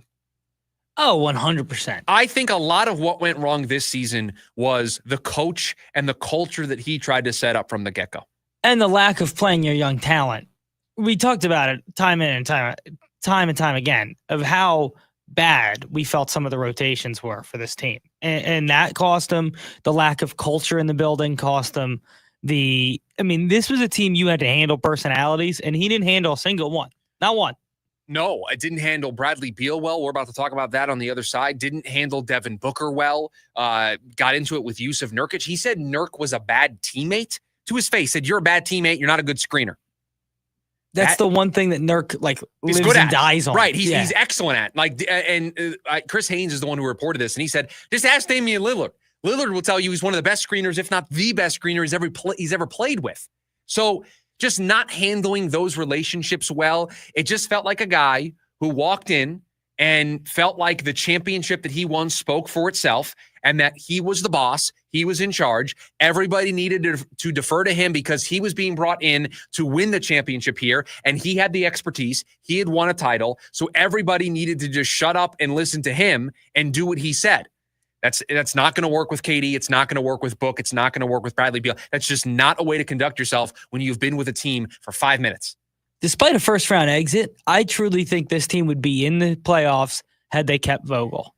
I think if Frank Vogel was the coach of this team this year, we would be right now talking about a team that either played last night or is playing tonight. Yes, I would agree. If not, Saturday. A first-round matchup, yeah. Do I think they would have won a championship? No, and we saw all the flaws throughout the course of the season that would have reared their ugly head. But do I think this team could have won if they had the right coach? Do I think they could have won enough games to make the playoffs? I think so. I think so. Now, that is not a reason to run it back with a new coach. Please do. Their wholesale changes need to be made, but I think things could have been at least a little bit better. It's too little too late now. You can't change it. But, no. But would things have been better? Probably. Yes, things I think would have been marginally better, and marginally better might have been enough for them to have snuck in the back door to the NBA play-in tournament. 480-864-1060 is the phone number if you want to join the conversation. Also have you over on the KDUS AM 1060 YouTube live stream. When we come back, we know what they're going to do with Devin Booker. We have a pretty good idea of what they're going to do with Kevin Durant. What are the Suns going to do about Bradley Beal? That's next, the lunch break, KDUS AM 1060. The Varsity Sports Show live with Vince D'Alicio every Saturday morning from 9 to 11 a.m. Features all the local youth, high school, college sports, and more, both around the Valley and beyond. Enjoy go-to segments with coaches and players from around the Valley. Tune in to the Varsity Sports Show with Vince and guests Saturday morning from 9 to 11 a.m. right here on KTUS AM 1060. Online at KTUS1060.com and the KTUS 1060 app. Texting 64,000. You agree to receive recurring automated marketing messages from IQ Bar. Message and data rates may apply. No purchase required. Terms apply. Available at eatiqbar.com/policy/terms of service. Most protein bars are packed with sugar, carbs, and unpronounceable ingredients. There's a much better option. I'm Will, and I crafted IQ Bar plant protein bars with clean, functional, delicious ingredients to empower doers like you with superior brain and body fuel. Now you can get 20% off all IQ Bar products plus free shipping when you text EAT to 64,000. That's EAT to 64,000. Hello, everybody. Eric Bryan, the owner of Precision Air and Plumbing, Arizona's #1 ranked AC company for over a decade. Manufacturers have raised new AC unit prices by up to 20%. But at Precision, we're selling new AC units at last year's prices and giving you 35% off. You won't get a better deal, so don't wait. If you're in the market for a new AC unit, make the Precision decision today and call us at 602-FIX-MY-AC. Decision with Precision Air. Take advantage of thousands of dollars in SRP rebates and discounts on energy-efficient home upgrades like new air conditioning units, windows, ducts, and insulation. Save money on your energy bill while also making your home more comfortable. SRP's network of participating contractors can guide you from start to finish and maximize your savings by combining Inflation Reduction Act incentives with SRP rebates. Learn more at savewithsrp.com. Phoenix, are you ready to ascend? Bring Me the Horizon, USA Ascension Program, Part 1. Every sky will build my friend. Taking over Footprint Center, October 2nd, with special guest Crawling from hell. Motionless in White, The Plot in You, and Amira El Fiki. On sale now at livenation.com. Bring Me the Horizon, presented by the Big Red Radio. I'm Dan Patrick, and this is Above the Noise. College football is evolving right before our very eyes, with NIL deals soaring into the millions, players entering free agency through the transfer portal, and the emergence of front office roles like general managers. The sport is becoming a professional league more than ever. There's been talk of forming one massive super conference, a seismic shift that would centralize the sport's biggest brands into a single NFL-style division. Recently, Colorado head coach Deion Sanders floated another pro-style concept, scrimmaging other teams in the spring rather than hosting traditional inter-squad games. Will this give Colorado an edge? That remains to be seen. But one thing is certain, college football is no longer just about tradition. With billions of dollars pouring into the sport, innovation is inevitable. The game is morphing into something bigger, something more structured, and something that, whether purists like it or not, looks a whole lot like the NFL. I'm Dan Patrick, and this is Above the Noise. A great lawn is like a great sports team. It takes expertise and a little extra care to stand out, and that's where True Green comes in. Here's the best part. It's more affordable than you think. They'll even match any competitor's price. Plus, True Green backs it all up with a satisfaction guarantee. Not happy? They will come back between visits to make it right. So don't wait. Head to truegreen.com today and let the pros do the work while you sit back and enjoy the results. Exclusions apply. See truegreen.com for details. Tires matter. They're the only part of your vehicle that touches the road. Tread confidently with new tires from Tire Rack. Whether you're looking for expert recommendations or know exactly what you want, Tire Rack makes it really easy. Fast, free shipping, free road hazard protection, convenient installation options, and the best selection of Yokohama tires. Go to TireRack.com/Dan, see their Yokohama test results, tire ratings, and reviews, and be sure to check out all the special offers. TireRack.com, the way tire buying should be. Ready to tackle each morning with the best sports information coming at you? I'm going to take a logical approach. Get that weekday mornings on KTUS AM 1060 from 6 to 9 a.m. with the Dan Patrick Show. Dan Patrick, the Danettes, sports icons, sports legends, celebrities, poll questions. The Dan Patrick Show has it all. It's a crapshoot. Be sure to lock your dials to AM 1060 or 100.7 HD2 from 6 to 9 a.m. Mornings just got better. This story is about us.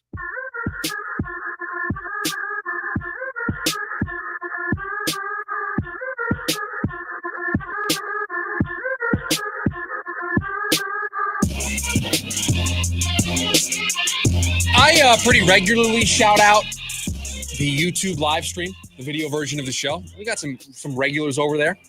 Shout out to our guy Michael, who during the last break shared with us that he is listening to the program while, and I want to quote this correctly, I want to make sure we have this accurately on the record, that he is on a beach sipping fancy drinks. I mean, the dedication to listen to the lunch break, that is taking a lunch break to another level. On the beach, enjoying some fancy drinks, that's special. And you can take it with you with the KDUS 1060 app. Now you're producing the program, producer Evan. That's an excellent plug by you. Excellent job. Yes. And he also says, Michael, that he wants to be the next Suns head coach. And I would already say that he's got a head start because he is following in the footsteps of the last two head coaches because they're sitting on a beach somewhere probably drinking a fancy drink because they're unemployed. They don't have a job anymore. So they're probably on vacation, enjoying some time away from the game of basketball. So, Michael, I think you're already off to an excellent start if you want to be the next Suns head coach. Speaking of the Suns, Devin Booker, we think, is going to stick around. The Suns are going to build around him. They're going to give him that 2-year extension this offseason. All reports indicate that. We kind of know that Kevin Durant is going to get traded to who, to where, to who, for what, up in the air. Bradley Beal is a very, very intriguing situation for the Phoenix Suns because there is what the heart says and what the brain says. And I tend to try to attack these stories on the program. And when I give you my opinion, I like for it to be well-informed. I like for it to be an opinion that is based in logic, in fact. I try to not overreact to too many things. I try not to, again, I like to keep things in the proper perspective. Overreacting it can get you into some trouble. Bradley Beal's situation and what the Suns do with him are testing my ability to think with my brain and not with my heart. Because there is something that is screaming to me about what the Suns should do with Bradley Beal this offseason. And that thing that is screaming to me is, I don't care what the check looks like. I don't care that you have to buy him out, that you potentially have to waive and stretch him. I don't care if you have to attach draft picks or young players to Bradley Beal. I don't care. I don't want to see Bradley Beal play basketball for the Phoenix Suns ever again. That is what my heart is screaming, that I'm good. I've seen enough of Bradley Beal. It's not working. I don't want to entertain the idea of trying to build around Book and Beal. I'm done. I'm good. I know the pain that a wave and stretch, if they could even do it, would cause. I know trading him to a team potentially and putting draft picks is just making a bad problem worse. I get all of that. I just no longer want to see Bradley Beal play basketball for the Phoenix Suns. He's not part of the future. He is not part of the team that is going to win next. In fact, I think there is a large part of what went on here that is a direct result of the way Bradley Beal plays. or the lack of play. He is not a guy that brings that aggressiveness, that feistiness, that energy. I'll give you an example. Because everybody was kind of dunking on Coach Bud over the last couple of days after he got fired. And I don't want to say that what Chris Haynes was doing was dunking on Coach Bud, but he was kind of airing some grievances that some people within the league had about Coach Bud. And he just went right down the list. Bang, bang, bang. I mean, he went just 1, 2, 3. He talked about Yusuf Nurkic and, being called a bad teammate. He talked about the Devin Booker thing, which he was the person who originally reported that. But he added something that I think many people took as a dunk on Coach Bud, but I took it the complete opposite way. Apparently, he went to Bradley Beal and asked Bradley Beal to be Drew Holiday. Said, that's the role I need you to have for this team. I need you to be Drew Holiday. And according to Chris Haynes' reporting, Bradley Beal did not take too kindly to that. Did not take too kindly to being asked to emulate another player in the NBA.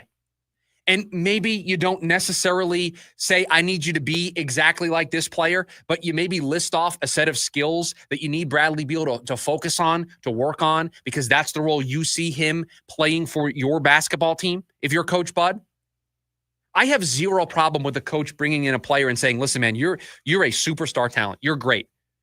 But if we want this to work, if we want to achieve all of our goals, can we work on X? Can we work on Y? Can we work on Z? Can we be a little better defensively? Can we work on our positioning on rebounding? Are you that uncoachable as a player that you won't take any bit of feedback from a coach, that you're just like, nah, I'm okay. I'm good. I've been doing this a long time. I don't need to take any coaching from you, coach. Again, was it great to invoke a specific player? Maybe not. Maybe not. But I'm sorry. I'll dunk on Coach Bud for telling Nurk he's a bad teammate. I'll dunk on Coach Bud for telling Devin Booker, you got to tone it down. You can't be as vocal. I will dunk on him for not talking to Yusuf Nurkic when he benched him. I have plenty of reason to dunk on Coach Bud. I'm going to dunk on Bradley Beal today. There is zero reason why you can't take coaching if a coach is asking you to do something to help the team win. Because that tells me you're not in it for the team. You're in it for Bradley Beal. You just want to go out there and hoop and put up your numbers, get your 30, and you don't really care what the result is. And guess what? I said all season long, this looked like a team of 5 guys that were getting together to play at the local YMCA to play basketball, and that they weren't really a team. This is a really good example of that prophecy coming to fruition. You can't take coaching. You can't take a little bit of criticism. And it wasn't even criticism. It was just, hey, this is the kind of role we want you to play for this team. Can you work with us here? Can you work on this role? Can you be this player for us? And the answer is no. That to me is not being a winner. That to me is not being a team player. And that to me is somebody I don't want being anywhere near the floor for the Phoenix Suns next season. I'm good. I don't care how big the check that Matt Ishbia has to write will be. I don't care if you wave and stretch him and there's pain for 5 years. Again, this is the heart talking, not my brain talking. I warned you at the get-go that was what I was going to do here. I'm done with Bradley Beal. Good riddance. I want Matt Ishbia to do whatever it takes to make sure Bradley Beal doesn't play for the Phoenix Suns anymore. You're not coachable. You're not interested in doing what it takes to help the team win. All you care about is what your stats are. All you care about is the $50 million in the no trade clause that you have. Again, you earn that no trade clause. You have every right to flaunt it. You have every right to use it. I get it. But so far, everything that I've seen so far tells me you are not a good teammate. I want you nowhere near the next chapter of the Phoenix Suns. Nowhere near. Now, Bradley Beal was a good teammate when he was sent to the bench. He wasn't happy about it. He said he wasn't happy about it. But he didn't make a big stink of it. He went out there and he played the role that he was asked to play. So he could do it then, but he couldn't do it when Coach Bud asked him to emulate a certain player. That was so disrespectful in Bradley Beal's mind that it was a big, huge issue. I'm sorry, that is not something I'm going to dunk Coach Bud for. I'm going to dunk Bradley Beal for not being a good enough teammate, for not being a guy who wants to win and wants to be a team player, for being disrespected by that. You have to remember where they traded or who they traded for Bradley Beal. You got Bradley Beal from Washington. There is a little bit of coming from a winning culture and not coming from a winning culture that carries over. And for a guy like Beal, who hadn't been in a winning culture in a very long time, coming to a situation where they were trying to win and asking him to do things, a player that has been the focal point for a team that isn't winning, that is now on what is supposed to be a winning team and asked to play a different role, is going to struggle with that concept. And Bradley Beal shows why the Wizards have never really gotten over the hump while he was there. Bradley Beal was one of the major reasons why this team did not succeed. I would say he's probably, if not one on the list, two. And because of that, and because I am undergoing an offseason where I am changing the entire culture of my basketball team, or at least that is what I intend to try to accomplish in this offseason. I intend to start the process of changing my culture. I don't want Bradley Beal to be a part of that. He was not a good player while he was here. He was injured a whole bunch. The thing that we learned about Coach Bud talking to him about trying to be Drew Holiday, I think is a really bad look. I'm good. I know it's painful. I know it's a huge financial hit to write that check and to buy him out, but I'm good. Bradley Beal should not be on this team next season. He should not. The only person that should be here to build around, and again, I am the guy who earlier this season thought about the idea of trading Durant and giving Beal and Booker a little bit of a run. I'm good. I have had enough. I want the cleanest slate possible. And the only way for me to do that is for trading Kevin Durant, and just however you do it. Maybe you don't waive and stretch him. That's the only thing that really bothers me about this. But Bradley Beal cannot be on this basketball team next season if you want me to take what you are doing seriously. No ifs, ands, or buts about it. Bradley Beal cannot be on this basketball team next season. 480-864-1060, the phone number. Also have you on the KDUS AM 1060 YouTube live stream. When we come back, Corbin Carroll is one of the best hitters in baseball through the first 17 games. Is Corbin Carroll actually underperforming to start the year? That's next, the lunch break, KDUS AM 1060. The Varsity Sports Show live with Vince D'Alicio every Saturday morning from 9 to 11 a.m. Features all the local youth, high school, college sports, and more, both around the Valley and beyond. Enjoy go-to segments with coaches and players from around the Valley. Tune in to the Varsity Sports Show with Vince and guests Saturday morning from 9 to 11 a.m. right here on KTUS AM 1060. Online at KTUS1060.com and the KTUS 1060 app. At Shane Company, we love a spring engagement, but you might be wondering, how do I find the perfect engagement ring? As a trusted family jeweler since 1929, we get asked this a lot. We have a wide selection of ring settings, like vintage designs with romantic details, floral settings inspired by nature, and classic styles with clean lines and sleek metals. Dreaming of the most beautiful diamond you've ever seen? At Shane Company, we handpick only the sparkliest center stones in all shapes and sizes, from oval to round to marquise, and more. We have gorgeous natural and lab-grown diamonds at competitive prices, in-store, ready to compare side by side. Drawn to certain colors? We're known for our rainbow of vivid natural sapphires, including shades of blue, straight out of a fairy tale, handpicked by our owner, Tom Shane. At Shane Company, we have the best free lifetime warranty that includes the center stone, plus resizing, repairs, and cleanings for life. Visit us at shaneco.com or in store. No appointment necessary. Shane Company, your friend and jeweler. Welcome to Disneyland. Get excited to join the Disneyland Resort 70th celebration. Because it's not a celebration without you.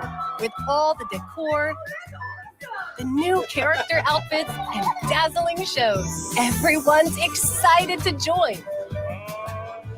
Delight in special 70th experiences, like an all-new World of Color show. The returning favorite, Paint the Night Parade, and so much more. The fun starts May 16th, 2025, only for a limited time. So come join us for this once-in-a-lifetime celebration with a special ticket offer as low as $100 per day with a special 4-day, 1-park-per-day ticket. Total price $400. Valid May 16 through August 14, 2025. Park ticket and reservation required. Visit Disneyland.com/70 ticket offer for details. Offering subject to capacity restrictions and change without notice. DQ presents... Picture this. Picture your favorite DQ treat. Is it a blizzard treat? Maybe a cone? Are you feeling a shake? Could be a dilly bar kind of day. Or a peanut buster parfait. I'll wait for you to pick.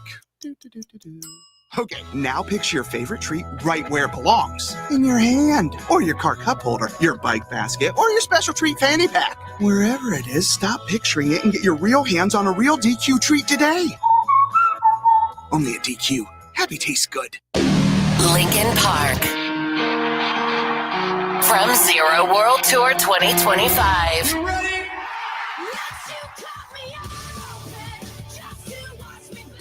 in Phoenix. Footprint Center, Saturday, September 6th, with special guest Gene Dawson. Get tickets now at livenation.com. For more, visit lincolnpark.com. Ready to tackle each morning with the best sports information coming at you? I'm going to take a logical approach. Get that weekday mornings on KTUS AM 1060 from 6 to 9 a.m. with the Dan Patrick Show. Dan Patrick, the Danettes, sports icons, sports legends, celebrities, poll questions. The Dan Patrick Show has it all. It's a crapshoot. Be sure to lock your dials to AM 1060 or 100.7 HD2 from 6 to 9 a.m. Mornings just got better. This story is about us.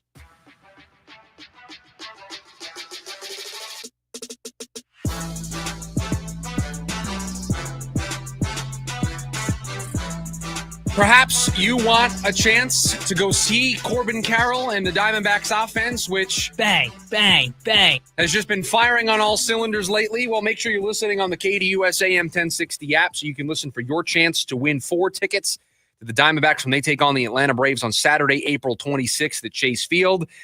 Get to the game early to get a Diamondbacks replica jersey, courtesy of Casino Arizona and Talking Stick Resort. The first 25,000 fans at the game will get one. Get your tickets at dbacks.com/SGT. Perhaps you want to see the guy who is one of the best hitters in the National League, the best hitters in all of baseball, Corbin Carroll. We shared some of the numbers that he has had to start the season at the start of the show today. But Corbin Carroll might actually be underperforming this hot start. You may be wondering, Chris, how could Corbin Carroll be underperforming a start to the season in which he is hitting .338? He has a .423 on base percentage. He has a .735 slugging. He's hit 6 home runs, 15 RBIs. He's stolen a base. He's worth 1.6 WAR, best among all hitters in the game. How could that guy be underperforming? It's a fair question, you would ask, because you could also look at a guy who's tied for 5th among all National League hitters in runs, tied for 4th in hits, 1st in extra base hits, tied for 1st in home runs among National League hitters, tied for 9th in RBIs, 5th in average, 7th in on-base percentage, 1st in slugging, 2nd in OPS. I mentioned 1st in WAR, tied for 1st in offensive WAR. I mean, all those numbers tell you this is one of the best hitters in all of baseball. So how on earth could he be actually underperforming? Well, this is where we go to our friends over at StatCast, because they have some very interesting advanced numbers that paint a very cool picture, I think, for all of us, and especially for Corbin Carroll. So they are able to look at how hard you hit the ball, if you square up the ball, if you barrel the ball, the exit velo on the ball, what ballpark you're playing, and they can look at all these different factors, and they can look at every batted ball event and say, hey, how often when guys hit the ball that hard with that barrel rate does it end up being a hit, right? And they're able to put all of that into a computer, and they're able to say, hey, based on all of the hits that you've had, based on all of the swings, both outs and hits and everything included, we can tell you what your expected batting average should be. All that means for you is that it might show if a guy is hitting into some bad luck. He's hitting the ball really hard, but he's just hitting it at some people right now. Or he's hitting the ball hard, but he's playing in some ballparks where it might get out in Yankee Stadium, but you're not playing in Yankee Stadium, so it's not a home run, right? So it can evaluate luck a little bit. Corbin Carroll is hitting .338 to start the season. His expected batting average is .349, meaning not by a large margin, but Corbin Carroll a little bit unlucky to start the season, hitting .338.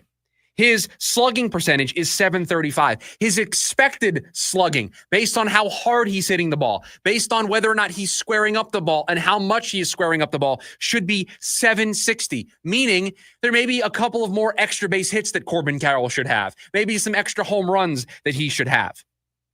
Every number, average slugging, his weighted on base average, if you compare what his actual output is compared to what the expected number is, they paint one very clear picture. Corbin Carroll has been awesome to start the season, but he's also getting a little bit of bad luck.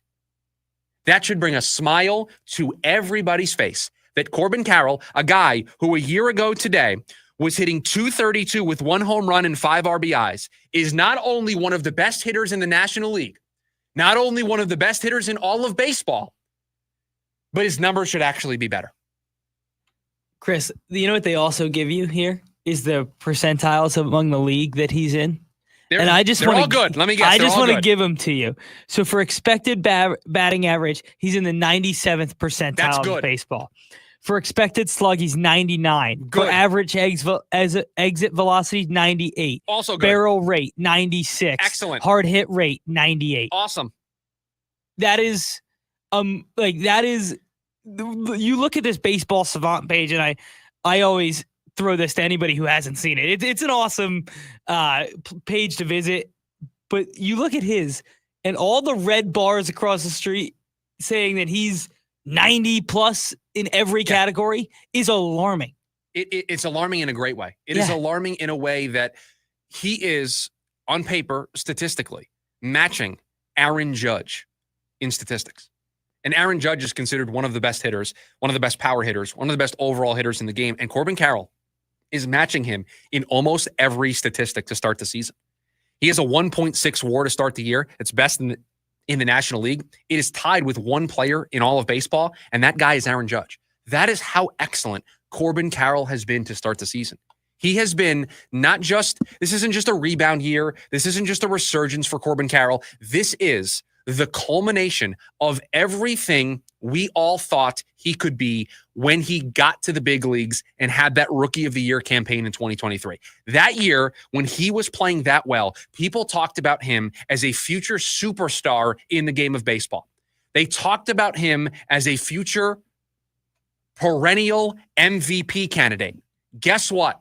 He is not just an MVP candidate right now. He is, we talked about this last week, I'll say it again, the front runner for the MVP in the National League. This is one of the best hitters in baseball. Hit another big home run last night, a grand slam, his 6th of the season. Finally got a home run with runners on base. Finally got to inflate that RBI total a little bit. That was really the only thing he was lagging behind everybody else in baseball with. He has been excellent to start the season, and I think it is an even better sign that he's doing all of this while Ketel Marte has been on the shelf, because the pressure kind of focused towards him of, dude, you got to step up. Boy, has he stepped up. And arguably his best feature, which is his speed, hasn't really been put to show yet. One stolen base. He's got one bag. I'm going to stand by this for the next 5 years. In the next 5 years, Corbin Carroll's going to win a National League MVP. And I if you asked me to put one player in that hasn't won an MVP, he would win one in the next 5. I don't know who else you would take. He does everything. He hits for power. He hits for average. He gets on base. He has an excellent eye. He plays great defense. He has speed. I mean, he does everything. He does everything. And that's what made last year so frustrating, is you knew what it could look like because you saw it in 2023 and everybody just assumed, man, all bets are off for 2024. And he struggled for the first half, found it a little bit in the second half, and he has carried that momentum over, changed his swing. The swing change has looked excellent. His pitch recognition has been awesome. He's hitting the ball harder than he's ever hit it in his career, and that's leading to more extra base hits. That's leading to this power surge. It's not coming at the cost of the singles and the hustle doubles. It's not coming at a cost of that skill set. He is one of the best players in all of baseball. Over the last 7 games in 29 at-bats, he has 3 homers, 9 RBIs. He's hitting .414 with an .862 slugging percentage. Just excellent. I mean, he's been excellent all across the board. And when we were looking at the numbers this morning, we were laughing at his expected batting average, his expected slugging percentage, because he's actually not getting some breaks. He's not. There are some balls that should be double plays or that should be extra base hits and doubles and home runs that he's not getting. There are hits that should be falling that are maybe turning into double plays or turning into outs. He is actually getting some bad luck. A little bit. It's not a ton, but a little bit of bad luck. And that just shows how awesome he has been to start this season. They're back in action a little bit later on today. I think I saw a peek at the lineup. No surprise that Corbin Carroll is towards the top of that lineup as they will go for the series win against Miami in Game 2 of what is a 3-game series there with Miami, Game 2 of a 6-game road trip that this team is on. We've got one more here for you on the lunch break. When we come back, the leftovers, all the stories that we didn't get to throughout the course of the show. Producer Evan has them. I react to them. We'll do it next. The lunch break, KDUS AM 1060. The Varsity Sports Show live with Vince D'Alicio every Saturday morning from 9 to 11 a.m. Features all the local youth, high school, college sports, and more, both around the Valley and beyond. Enjoy go-to segments with coaches and players from around the Valley. Tune in to the Varsity Sports Show with Vince and guests Saturday morning from 9 to 11 a.m. right here on KDUS AM 1060. Online at KDUS1060.com and the KDUS 1060 app. Looking to sell your home? Hi, I'm Andrew the Home Buyer, and I love making it easy to sell your house. I'll personally come and give you a cash offer the same day we meet, and I'll beat any other offer. It really is that easy to sell your home, and no need to clean or fix anything. I'll buy it in as-is condition. Call me, Andrew the Home Buyer, today to get your same-day cash offer. Visit andrewthehomebuyer.com. As a business owner, you wear a lot of hats. One minute you're ordering today's inventory, and the next you're planning tomorrow's expansion. It's complicated, but your business credit card should be simple. With the Signify Business Cash Card by Wells Fargo, you earn unlimited 2% cash rewards on purchases for your business, with no caps or categories to track. Signify Business Cash, the deliberately simple business credit card. Learn more at wellsfargo.com/signify. Terms apply. Every day, savings, energy efficiency, rebates. Every day at APS, you have ways to save energy and money. We know how important it is to keep your bill as low as possible. That's why we offer programs to help you manage your energy use. Schedule a home energy checkup for savings recommendations tailored to your home. Find rebates on smart thermostats. Compare your rate plan options and switch to the plan that would have saved you the most money. Find ways to save at aps.com/brighter. Hear that? That's the sound of a loaded cash explosion. It happens every time someone wins loaded cash explosion scratchers from the Arizona lottery. Oh, it's happening again. Since tickets are loaded with $1,000 prizes with explosive top prizes of $2.5 million. Plus, a second chance to win $1 million in the Players Club. Head to an Arizona lottery retailer and play loaded cash explosion scratchers today. An early start to the weekend series for ASU baseball on KDUS AM 1060. Join the Sun Devils this Thursday evening as they return home to play host against Texas Tech. Coach Willie Bloomquist knows his team has the tools they need in order to come out on top. Join the voice of the Sun Devils, Tim Healy. It's ASU baseball versus Texas Tech. Pregame at 6:15 p.m. and first pitch at 6:30 right here on KDUS AM 1060 and online at KDUS1060.com/Sun Devils.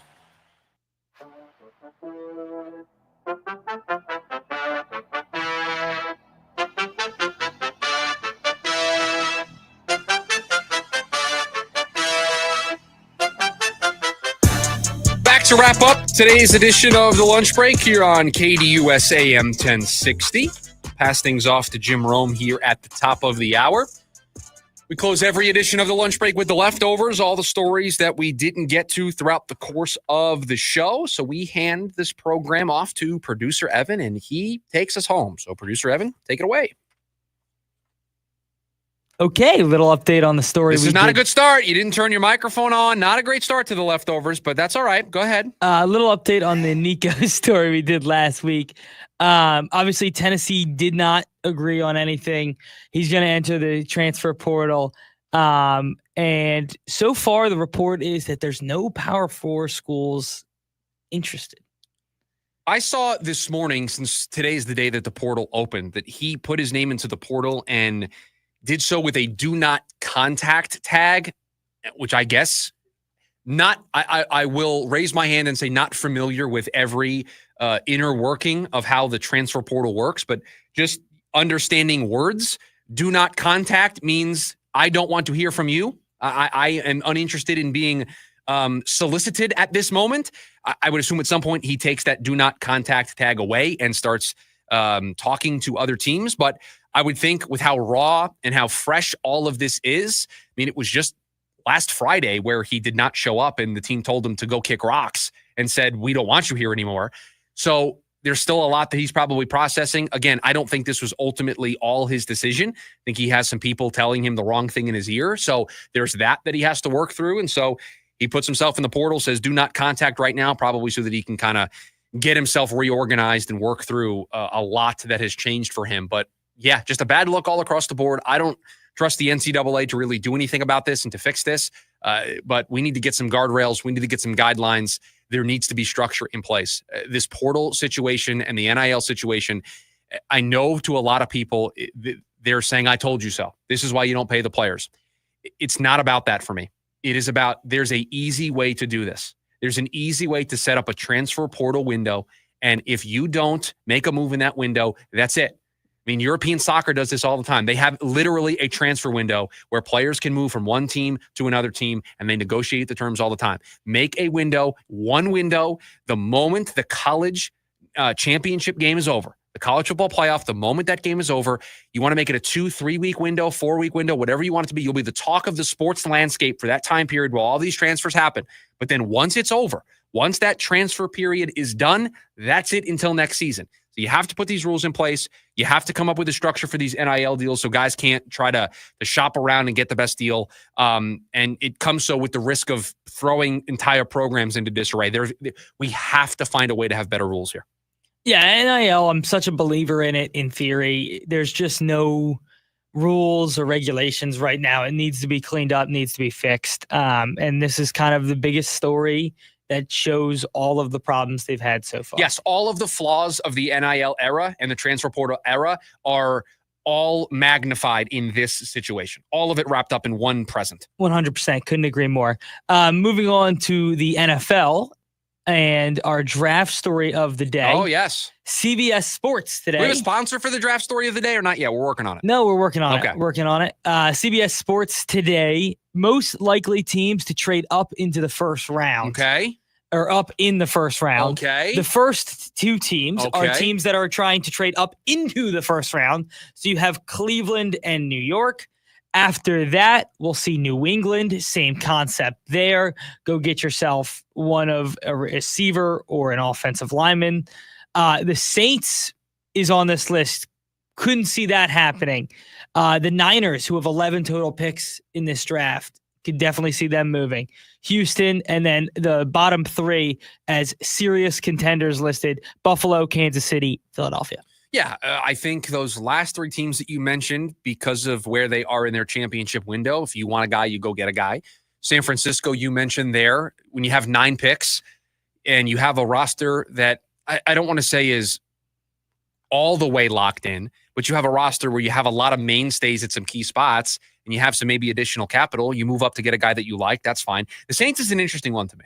Moving up in the draft, are they worried that somebody's going to hop in front of them for Shedeur Sanders or for that would be the Jackson only Dart? reason they move up is if they love one of the quarterbacks and they're afraid somebody's going to jump in front of them. Yeah, I mean, it certainly would be a fear of mine, especially with the Derek Carr news, that if I was already considering taking a quarterback and now the Derek Carr news leaked, and so everybody kind of knows I want to take a quarterback, I'm already skating on thin ice hoping that Shedeur or Jackson Dart get to me at number 9. Now I have to be doubly worried that somebody now with all this news goes, yeah, you know what? Let me just mess with the Saints here a little bit. I know that I need to get in front of them, so I'm going to hop and talk to Carolina. I'll talk to the Jets at 7. I'll talk to the Raiders at 6, and I'll just get in front of them. No problem. I'll get my quarterback. Yeah, I mean, I could see it.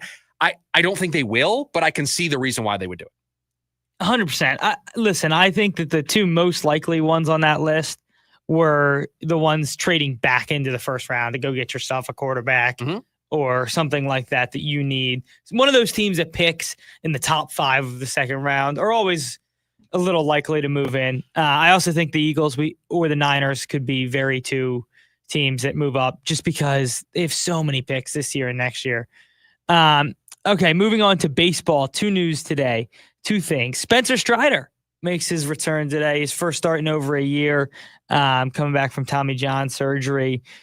When healthy, one of the best pitchers in baseball. We'll see what he adds for a Braves team that's been struggling. He was pitching well early in this game. I believe he gave up. I saw the moonshot that Vlad Guerrero Jr. hit. I don't know if it was off of Strider. It looked like it was on the clip that I saw on social media. But this is one of the best pitchers in baseball when healthy. And for a Braves team that is struggling to start the season and is trying to catch up, dug themselves a massive hole behind the Phillies and the Mets in the NL East. And we know how competitive the NL West is.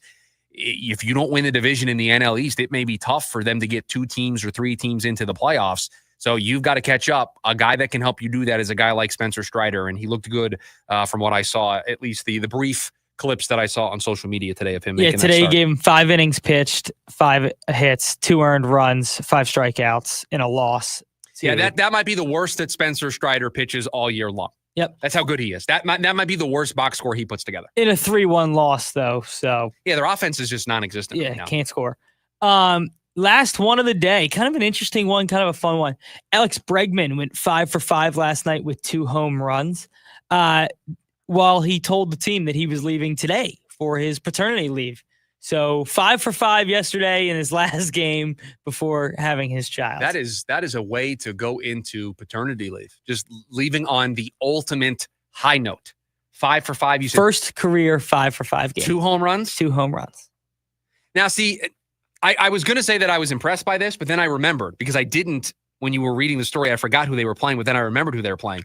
It's a cheat code. They're playing in a minor league ballpark. They're playing the Tampa Bay Rays in Steinbrenner Field, which is the spring training home of the New York Yankees. So it's pretty easy to be 5 for 5 because that ballpark is the Rays scored 15 runs the other night there. It is the same dimensions as Yankee Stadium in Tampa. Right, and Yankee Stadium is known for guys hitting cheap home runs. Where did he hit the 2 home runs? Do you know? Did he hit him to right field? To left. So he pulled them. Yeah. That's still both of those corners are short. No, even I don't know why the short porch and right gets talked about so much. It's because right-handed hitters can go the other way, but it's just as short and left. Yeah, I think it's 2 feet farther. Yeah, both of those corners are very in tight. Yeah. It's because Judge goes that way. He's an opposite field hitter with his power at times. They had Soto last year who pulled the ball. Volpe gets a bunch of cheap ones over that wall. Volpe goes that way quite a bit. I'm trying to think. Stanton normally pulls to those left field bleachers. It's also not fair when it's going 125 miles an hour. Well, when you hit the ball like Stanton or Judge or any of those other guys that we know can swing a bat very, very hard, yeah, it gets out in a hurry. But no, 5 for 5, it's impressive. It's not easy to do, but he did play in a minor league ballpark, so I don't. The Red Sox are an interesting team this year. I think they're 9-10 now. I liked some of the moves they made this offseason. And so far, it's working out. Bregman's been pretty good. I mean, I know they're a losing record, but the guys they've picked up have been pretty good. Crochet gave him almost a no-hitter the other night against his former team. He's been good. I watched a little bit of that start against the White Sox. They're banking a lot of their success in 2025 on the young kids. And I haven't really watched a ton of those guys play, but I wonder if part of the reason why they're hovering around 500 is those guys haven't really heated up yet. Just a guess on my part. I know Christian Campbell's been good. Okay. But I don't know about anybody else. Yeah. So they have a young core of players that they're trying to build around. Roman Anthony, Christian Campbell. We're going to talk about a baseball savant page. Roman Anthony. Look at Roman Anthony's minor league baseball savant page. They have Devers, right? They have Bregman. So they're trying to have a ton of offense, and they invested a lot into the pitching side of things taking some flyers on some guys. That's going to do it for us here on this edition of The Lunch Break. Jim Rome is coming up next. Producer Evan, thank you for all that you do. Everybody, have a great rest of your Wednesday. We'll talk to you tomorrow. See ya!